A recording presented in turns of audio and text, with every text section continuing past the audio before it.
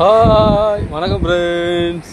இன்றைக்கி எங்கே இருக்குன்னு பார்த்தீங்கன்னா கன்னியாகுமரி திருவள்ளுவர் சிலை பக்கத்தில் கீழே நிற்கிறோம். பார்த்தீங்களா பாருங்கள், அப்படியே கடலில் பாருங்கள், கடலில் தூக்கி போட்டாலும் கட்டு மரமாக தான் நிற்பேன். கலைஞர் சொன்னார் அதே போல் தான் திருவள்ளுவர் சிலையை கன்னியாகுமரி எல்கையில் நிப்பாட்டியிருக்காரு. அதே போல் தான் சூரியன் கண்டிப்பாக தமிழ்நாட்டில் மீண்டும் உதிக்கும். நீங்கள் பார்த்துக்கிட்டு தான் இருக்க போகிறீங்க.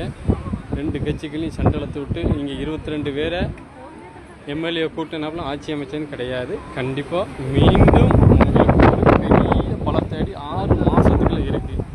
ஏன்னா எதிர்கட்சி தாவல்னு சொல்லி கண்டிப்பாக கேஸ் போடுவாங்க. அவங்க உங்கள் கட்சி விட்டு வர மாட்டாங்க. பெரிய பலமான அடி. இந்த சேனல் உங்களுக்கு பிடிச்சிருந்தால் லைக், ஷேர், கமெண்ட் கொடுத்து